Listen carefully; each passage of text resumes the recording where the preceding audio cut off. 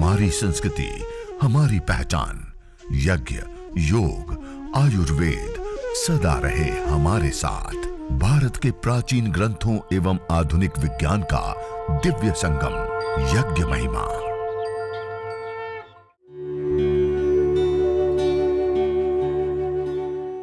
भारतीय संस्कृति में यज्ञ, योग एवं आयुर्वेद जैसी अमूल्य विद्याएं हैं, जिसका मूल है वेद। इतिहास की ओर दृष्टि डालें तो भगवान राम, भगवान कृष्ण से लेकर राजा महाराजाओं, ग्रामवासियों व अरण्यवासी ऋषियों की कुटियों तक नित्य व नैमित्तिक यज्ञों का प्रचलन देखने को मिलता है।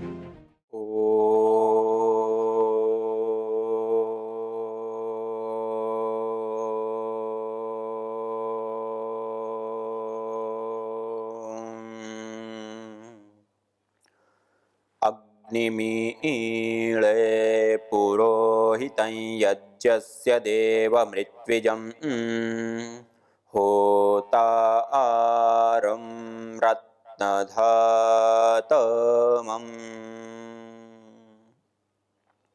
सर्वरक्षक परमपिता परमात्मा का निज नाम पावन ओंकार का उद्घोष करते हुए आज यह विशेष कार्यक्रम, एक पहल, एक प्रयास, यह हजारों घरों में यज्ञ को पहुंचाने के लिए और यज्ञ से होने वाले सैकड़ों लाभों को उठाने के लिए हमारी आदरणीय दीदी जी, पूजा दीदी जी, जो अथक तप और पुरुषार्थ करते हुए प्रयास करते हैं, और उनकी पूरी टीम पूरे भारतवर्ष के आज कई सारे राज्यों से एक साथ लोग जुड़ करके इस करीब 22 राज्यों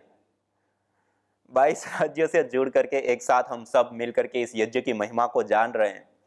और गंगा दशहरा के दिन, जैसे हम पूर्व में नरसिंह भगवान के अवतार के रूप में जो विशेष दिन हम मनाते हैं, उस समय हमने एक विराट यज्ञ एक साथ 10,000 परिवारों में एक साथ मिल करके बनाया। ये भी हमारे लिए एक सौभाग्य की बात हुई। और आज अगला गंगा दशहरा के ऊपर विशेष रूप से फिर से यज्ञ करने का ऐसा ही, और परिवारों को हम साथ में जोड़ करके इस अभियान को जन जन तक, घर घर तक पहुंचाने के लिए, जैसे एक स्लोगन है ना कि जो यज्ञ है, हवन है, अग्निहोत्र है, जो तुम चाहते हो रोगों से छुटकारा, तो लो नियमित यज्ञ का सहारा। यज्ञ की यह शुद्ध हवा सब रोगों की है दवा। यह यज्ञ से संबंधित जो विशेष बातें आज हम आपके सामने कुछ रखने का प्रयास करेंगे। देखिए, यज्ञ अनंत है, देव पूजा, संगतिकरण और दान। यह यज्ञ शब्द जिस धातु से बने, यज्ञ, देव पूजा, संगतिकरण, दानेषु, ये संस्कृत व्याकरण की भाषा आप यदि जानते हो तो आप सब लोगों को पता होगा। 3 अर्थ: देव पूजा, देवताओं का पूजन होना; संगतिकरण, मिलन जुलन और जुड़ाव बनाना; संगतिकरण, देव पूजा और दान, ये 3 कार्य विशेष रूप से इसमें संपन्न होता है। और जिस यज्ञ को, जिस हवन को, जिस अग्निहोत्र को हम अभी करने का प्रयास कर रहे हैं, लोगों तक, जन जन तक पहुंचाने का हम प्रयास कर रहे हैं, और हम सब जुड़ रहे हैं, और इसको आदि काल में हम देखें, पूर्व काल में हम देखें, तो यज्ञ की बहुत बड़ी मात्रा में बोलबाला हुआ करते थे। राजा महाराजाओं के महलों से लेकर के विशेष याग, अश्वमेध यज्ञ से लेकर के अलग अलग प्रकार के बड़े बड़े याग हुआ करते थे। और नगरवासियों से लेकर के अरण्यवासी ऋषि मुनियों की कुटियों तक सब जगह पे हमें यज्ञों का प्रचलन देखने को मिलता है। और हम यदि प्राचीन ग्रंथों की बात करें तो चाहे हमारे ऐतिहासिक ग्रंथ रामायण, महाभारत आदि हो, उसमें भी यज्ञ का बहुत बड़े रूप में वर्णन, और जिसको हम भगवान श्री राम कहते हैं, उनका तो जन्म ही यज्ञ से, पुत्रेष्टि यज्ञ से हुआ। ऋषि शृंग के पौरोहित्य में विशेष यज्ञ किया गया, और उस यज्ञ से भगवान श्री राम की प्राप्ति। ये कितना बड़ा हमारे लिए एक उदाहरण है पुत्रेष्टि यज्ञ का। इसी प्रकार अश्वमेध यज्ञ, गोमेध यज्ञ से लेकर अलग अलग प्रकार के कई सारे यागों का हमारे प्राचीन ग्रंथों में वर्णन विशेष रूप से मिलते हैं और कई सारे प्रकार के यज्ञ विशेष रूप से किए जाते रहे। उसमें अलग अलग पाक यज्ञ होते हैं, हविर द्रव्य होते हैं, सोम यज्ञ होते हैं, जैसे औपासन, वैश्वदेव, पार्वण, अष्टका, मासिक श्राद्ध, श्रावणा और सुलगव, ये सारे पाक यज्ञ होते हैं। ऐसे ही हविर द्रव्य में अग्निहोत्र, दर्श पौर्णमास, आग्रायण, चातुर्मास्य, निरूढ़, पशुबंध, सोत्रामणि और पितृ यज्ञ, ये हविर द्रव्य होते हैं। इसी प्रकार सोम यज्ञ, अग्निष्टोम, अत्यग्निष्टोम, उक्थय, षोडशी, वाजपेयी, अतिरात्र और आप्तोयम, ये कुल मिलाकर के 21 प्रकार के यज्ञ होते हैं। और इस 21 प्रकार के यज्ञ को नित्य, नैमित्तिक और काम्य 3 प्रकार की कैटेगरी में बांटा गया। नित्य मानी जो प्रतिदिन हमें करना होता है, जैसे देव यज्ञ, दैनिक अग्निहोत्र जिसको कहते हैं, जिसको हमें प्रतिदिन करना होता है। दूसरा ब्रह्म यज्ञ, बलिवेश्व देव यज्ञ, अतिथि यज्ञ, इसको पंच महायज्ञ कहे जाते हैं। पंच महायज्ञों की यह पावनी परंपरा होती है, जिसमें जिन पंच महायज्ञों को हम यदि प्रतिदिन अपने जीवन में अपनाते और करते हैं तो हमारा संपूर्ण जो जीवन है वो सुव्यवस्थित, संगठित रूप से आगे बढ़ता है और सुख की ओर अग्रसर होता है। तो पंच महायज्ञ जो नैतिक यज्ञ, जो प्रतिदिन करने योग्य। फिर इसी प्रकार नैमित्तिक यज्ञ जो किसी निमित्त विशेष से किया जाता है, जैसे हमने पिछली बार 10,000 परिवारों के साथ मिलकर के जो हवन किया था भगवान नरसिंह जी के जन्मोत्सव पर, तो वह नैमित्तिक यज्ञ हमने किया, एक निमित्त विशेष है, जन्मोत्सव के निमित्त विशेष से। इसी प्रकार कोई महामारी फैली है, उस निमित्त विशेष से हम भेषज यज्ञ करते हैं। इसी प्रकार अलग अलग निमित्त विशेष से जो यज्ञ किए जाते हैं, जैसे संस्कार, गर्भाधान से लेकर के अंत्येष्टि पर्यंत 16 संस्कार होते हैं अपने मानव जीवन के अंदर, अंत्येष्टि पर्यंत। उन 16 संस्कारों में जो यज्ञ कर, कोई जन्मदिन पे हमने यज्ञ कर लिया, कोई किसी का देहांत हो गया, किसी का जन्म अवसर पे हमने किया, ये सारे के सारे नैमित्तिक यज्ञ होते हैं। अर्थात किसी निमित्त विशेष से यज्ञ करना, उसको नैमित्तिक यज्ञ कहते हैं। इसी प्रकार तीसरे होते हैं काम्य यज्ञ। काम्य यज्ञ एक कामना विशेष से, एक उद्देश्य विशेष से, एक संकल्प विशेष से यज्ञ, जैसे पुत्र की कामना के लिए पुत्रष्टि यज्ञ किया, जैसे भगवान से राम का जन्म पुत्रष्टि यज्ञ से हुआ। इसी प्रकार से उत्तम पशुपालन और कृषि आदि के लिए गोमेघ यज्ञ किया जाता है। इसी प्रकार अलग अलग प्रकार के याग, जैसे चिकित्सा, स्वास्थ्य संवर्धन के लिए हम आरोग्य यज्ञ हम विशेष रूप से करते हैं, भेषज यज्ञ जिसको हम कहते हैं। तो इस प्रकार अलग अलग उद्देश्यों के लिए अलग अलग यज्ञ किए जाते हैं, हवन किया जाता है। श्री कामो यज्ञ, श्री की कामना के लिए एक अलग विशेष यज्ञ होता है। तो ऐसे अलग अलग उद्देश्य और कामनाओं के लिए विशेष यज्ञ के, तो ये 3 प्रकार के, एक कुल मिलाकर के 21 प्रकार के मुख्य याग होते हैं, यज्ञ होते हैं। उसका 3 कैटेगरी विशेष रूप से नित्य, नैमित्तिक और काम्य बनाए जाते हैं। और इसको यदि हम श्रीमद् भगवद गीता की दृष्टि से देखें तो सात्विक, राजसिक और तामसिक यज्ञ के बारे में बताए। अफलाकांक्षे वीर्यज्ञो विधि दृष्टो स युज्यते अष्टव्यमिति मनः समाधाय स सात्विकः, जो शास्त्र विधि से नियत किया हुआ तथा यज्ञ करना ही कर्तव्य है, इस प्रकार से मन को समाधान करके फल को न चाहते वाले पुरुषों द्वारा किया गया जो यज्ञ होता है वह सात्विक होता है।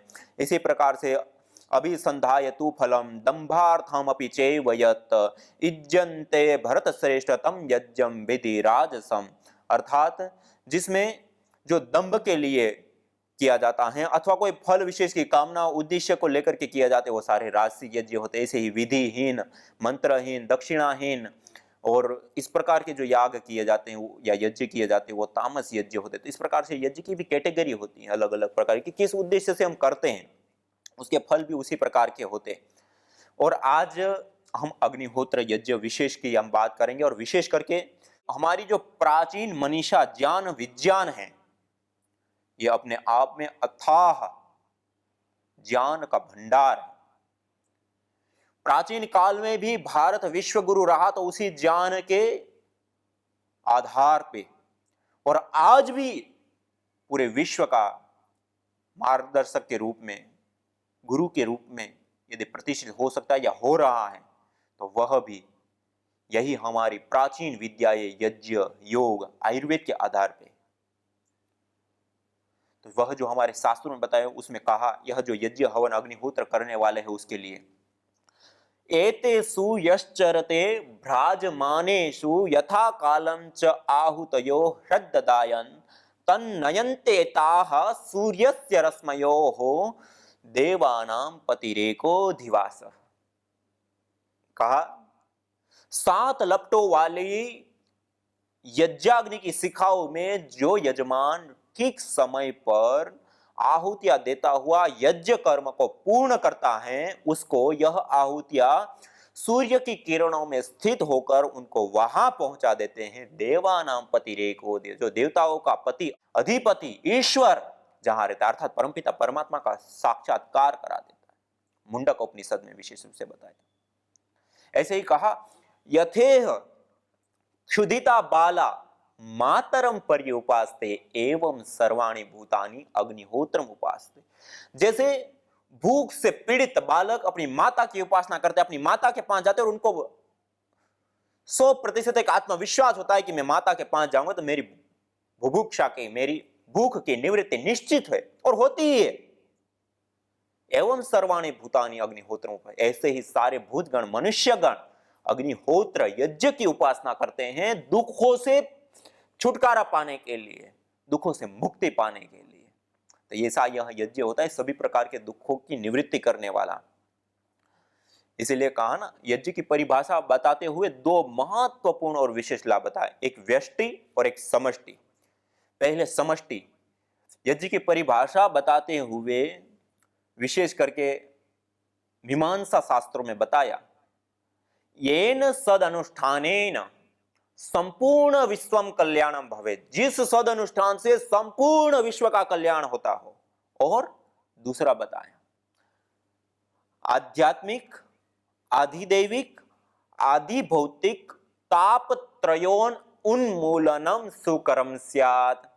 हमारे जीवन में जितने भी प्रकार के दुख आते, आप सब लोगों ने सांख्य दर्शन पढ़ा होगा तो उसमें दूसरा ही सूत्र आया अथ त्रिविध दुख अत्यंत निवृत्ति अत्यंत पुरुषार्थ। हमारे जीवन में जो 3 प्रकार के दुख होते हैं आध्यात्मिक आधिदैविक और आदि भौतिक, इन तीनों प्रकार के दुखों से अत्यंत निवृत्ति हो जाना मुक्ति होती है।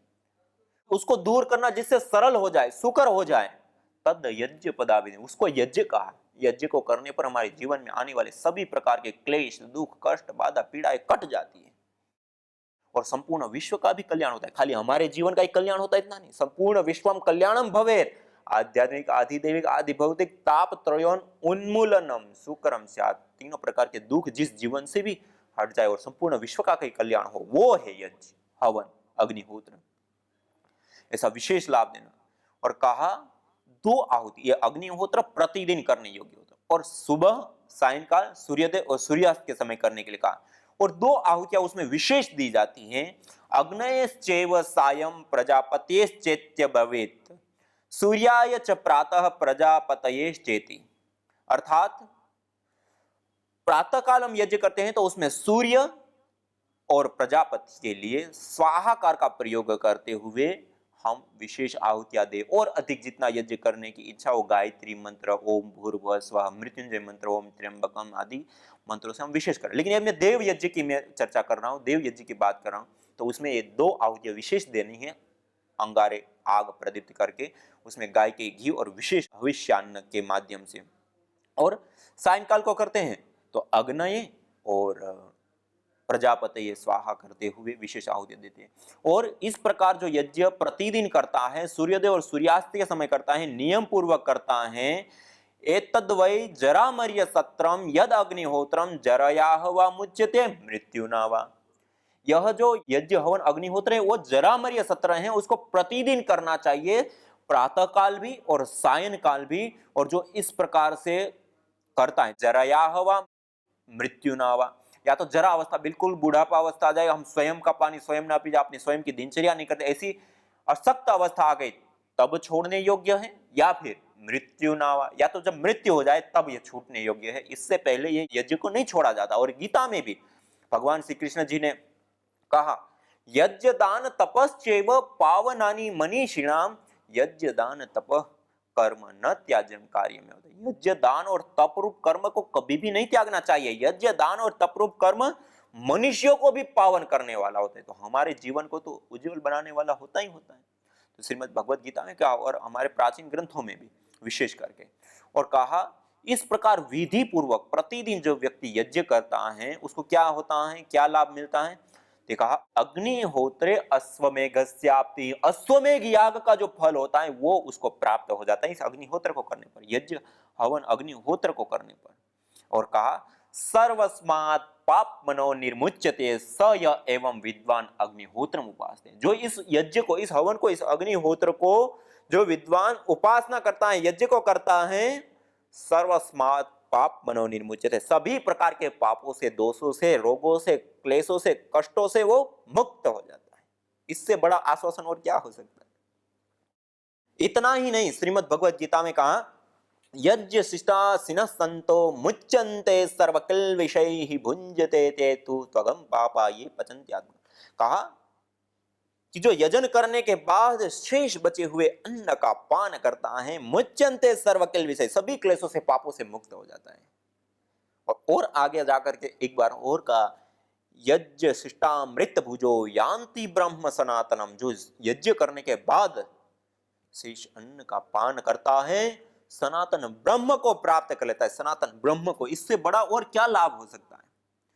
सनातन ब्रह्म को प्राप्त कर, दुखों से मुक्त हो जाता है। और जैसे पहले में तो यथे क्षुधिता बाला मात्र उपासते एवं सर्वाणि भूत, सभी प्रकार के दुखों की निवृत्ति के लिए अग्निहोत्र की उपासना बताई। एतेषु यश्चरते भ्राजमानेषु यथा कालम च आहुत्यो हृददायन तन्नयन्ते ताः सूर्यस्य रश्मयो। कहा कि देवानाम पतिरेको देव, जो देवताओं का पति स्वामी ईश्वर है उसका स्वयं साक्षात्कार हो जाता है, और जिससे संपूर्ण विश्व का, येन सदनुष्ठानेन संपूर्ण विश्वम, जिस सदनुष्ठान संपूर्ण विश्व का भी कल्याण हो, और उसके साथ साथ हमारे व्यक्तिगत जीवन में आने वाले त्रिविध दुखों की भी निवृत्ति हो।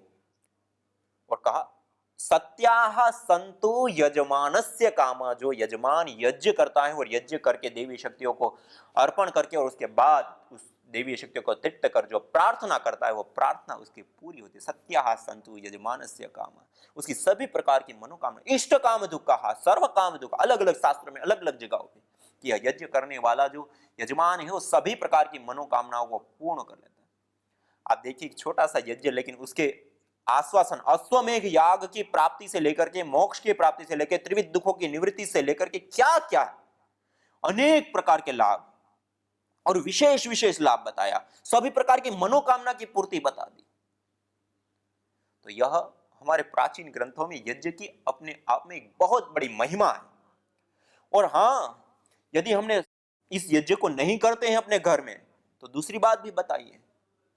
करने पर तो लाभ बताया, नहीं करने पर कहा यज्ञ शिष्टा सिनः संतो मुच्यन्ते सर्वकिल विषय भुंजते तो त्वघम पापा ये पचन्ति आत्म कारण, जो बिना यजन के भोजन करता है, भोजन पकाता है और बिना यजन का भोजन करता है, वो गीता की भाषा में यदि मैं आपको बताऊं, भगवान श्री कृष्ण जी की भाषा में, तो कहा वह पापी पाप का भोग कर रहा है, अन्न का नहीं। भुंजते तु त्वघम पापा ये पचन्ति आत्म कारण, वो पापी पाप का भोग कर रहा है, अन्न का नहीं। इतने कठोर शब्द में कहा। इतना ही आगे जाकर के कहा यज्ञ शिष्टा अमृत भुजो यान्ति ब्रह्म सनातनम नायम लोको यज्ञ कुतो अन्य कुरु सत्तम, जो यह यज्ञ नहीं करता है, हवन नहीं करता, अग्निहोत्र नहीं करता है, उसके लिए तो परलोक भी सुख करने होता है, यह लोक की तो बात ही छोड़ दीजिए। यज्ञ शिष्टा अमृत भुंजो यान्ति ब्रह्म सनातनम, यज्ञ करने वाला तो सनातन ब्रह्म को प्राप्त कर लेता है। नायम लोको यज्ञ, जो यज्ञ नहीं करता है उसके लिए तो यह लोक भी सुख करने होता है। नायम लोको यज्ञ कुतो अन्य कुरु सत्तम, अन्य भव की या अन्य जन्म की या अन्य की तो उसकी बात ही छोड़ दीजिए। तो ऐसे कठोर वाक्यों में, इसी प्रकार हम मनुस्मृति में देखें तो मनुस्मृति में भगवान मनु जी ने कहा कि जो व्यक्ति यज्ञ याग आदि अपने घर के अंदर नहीं करता है वह त्याज्य है, और कहा वो जीता हुआ भी मुर्दे के समान है, श्वास लेता हुआ भी वो श्वास नहीं ले रहा है, मुर्दे के समान। इतने कठोर वाक्यों में भी बताया। यदि हम नीति शास्त्रों में देखें तो आचार्य चाणक्य जी ने लिखा, स्वाहा स्वधाकार विवर्जितानि स्मशान तुल्यानि गृहाणि, जहां हवन अग्निहोत्र जिस घरों में नहीं होता है वह घर स्मशान के तुल्य होते हैं, त्याज्य होते हैं वह घर। एक और जहां आश्वासन दिए, सत्याह संतु यजमान, सभी प्रकार की मनोकामना, यह लोग परलोक का भी उद्धार हो जाता है, और भी बहुत कुछ, त्रिविध दुखों की निवृत्ति, मोक्ष की प्राप्ति, परमपिता परमात्मा की प्राप्ति, और अलग अलग करने पर इतने सारे विशेष विशेष लाभ बताए, और नहीं करने पर स्मशान के तुल्य घर बता दिया, जीता हुआ भी वो मुर्दे के समान बता दिया, वो उस अन्न को नहीं पाप को खा। कितने कठोर वाक्य।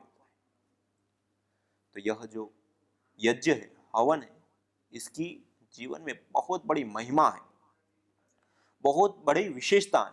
ये तो मैंने कुछ आपको शास्त्रों की मैंने बातें बताई, और देखिए हम प्रैक्टिकली हम देखें, व्यावहारिक देखें, साइंटिफिकली देखें, तो देखिए जिस हवन को, जिस अग्निहोत्र को कुछ छोटी छोटी समिधाएं हम जलाते हैं, उसमें गाय का घी और विशेष जड़ी बूटियों की आहुतियां प्रदान करते हैं, हविष्यान की आहुतियां मंत्रोच्चारण पूर्वक प्रदान करते हैं। सामान्य व्यक्ति इस प्रक्रिया को देखता है तो उनको क्या लगता है कि ये उत्तम गुणवत्ता घी, जड़ी बूटियां आदि चीजों की आहुति देकर के उसको जला करके हम नष्ट कर रहे हैं।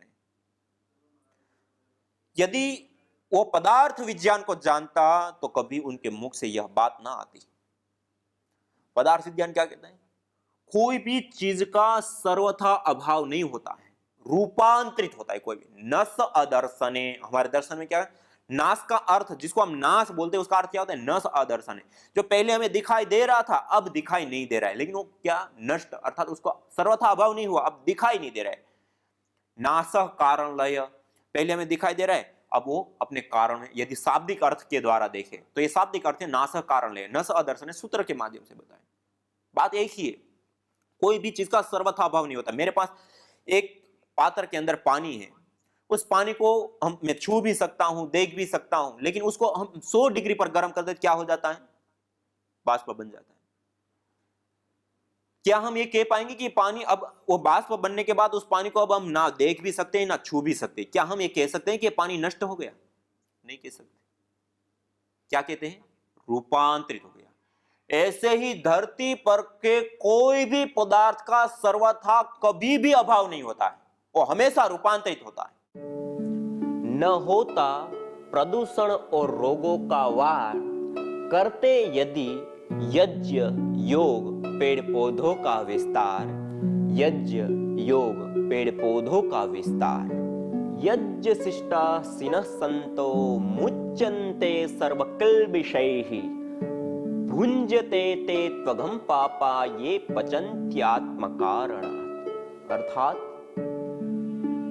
जो यज्ञ शेष बचे हुए अन्न का पान करते हैं, प्रसाद को प्राप्त करते हैं, प्रसाद को ग्रहण करते हैं, वह मुच्यन्ते सर्वकिल्बिषैः, सभी प्रकार के पापों से, दोषों से मुक्त हो जाते हैं।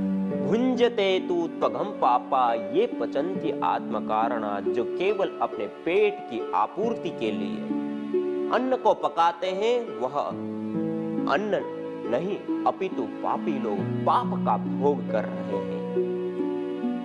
मुंबई शहर में घाटकोपर स्थान पर मैं योग वर्क चलाती हूँ। एक महिला हमारे यहाँ पे आई तो उसे ब्रेस्ट कैंसर ऑलरेडी हुआ था, तो वो ठीक हो गया था ऑपरेशन के जरिए। उन्होंने बोला कि मैं ठीक हूँ, बट मुझे बहुत कमजोरी महसूस होती है, तो इसके लिए मैं योग वर्क में आई हूँ यहाँ पर। 1 महीने के बाद में उसे वापस पीछे यानी पीठ की तरफ दर्द होने लग गया। तो दर्द होने लग गया तो हमने कहा कि आप डॉक्टर से चेकअप करा लीजिए। पर जब चेकअप कराने गई तो डॉक्टर ने उसे कहा कि जो कैंसर आपको ब्रेस्ट में हुआ था वो पीछे आपकी मेरुदंड में फैल गया है, आपकी पीठ में पूरा फैल गया है, तो अब आप तो 1 महीने के ही मेहमान हैं, धीरे धीरे आपका चलना फिरना बंद हो जाएगा, आप पूरी तरह से बेड पे आ जाएंगे। तो बहुत मायूस होके पूरा परिवार रोते रोते हमारे यहाँ आया। तो उन्होंने कहा कि ऐसे ऐसे है करके, आपको जो हम कहें वो आप करेंगे? तो उन्होंने कहा हाँ ज़रूर करेंगे। तो हमने फिर यज्ञ करने के लिए उन्हें कहा। मीरा रोड में जो डॉक्टर साहब हैं उनके मार्गदर्शन से हमने उन्हें चिकित्सा शुरू कर ली।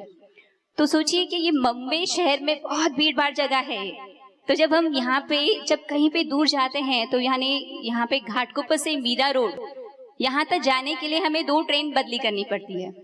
तो शुरुआत में हमने कहा कि कोई बात नहीं, हम पूरी तरह से सेवा करेंगे।